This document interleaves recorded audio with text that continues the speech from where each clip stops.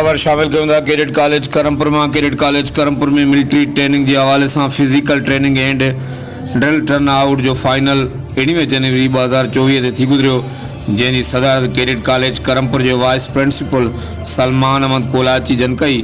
Physical training and drill turn out जो आगाज़ खां अॻु कुरान मजीद की तिलावत कई वही, जैखां पोइ Jinnah House, Iqbal House, Shahbaz House के कैडेट्स कारकर्दगी जो मुज़ाहिरो कयो, जैसे वाइस प्रिंसिपल सलमान अहमद कोलाची और adjutant captain Yasir Arafat cadets के ड्रिल टर्न आउट जो मुआयनो कयो, जैमें शहबाज हाउस के cadets PT drill and tug of war में पहिरीं पोजीशन माणी है। इकबाल हाउस सेकंड पोजीशन हासिल कई।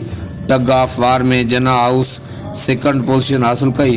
पोजीशन माणींदड़ कैडेट्स के वाइस प्रिंसिपल सलमान अहमद कोलाची जन इनामाती ट्रॉफियूं पुट ॾिनियूं, जैखां पोइ physical training drill turn off out के आखिर में कैडेट कॉलेज करमपुर के वाइस प्रिंसिपल सलमान अहमद कोलाची जन कैडेट्स के तालीमी और फिजिकल ट्रेनिंग की अहमियत के हवाले से नसीहतूं बयान कयूं।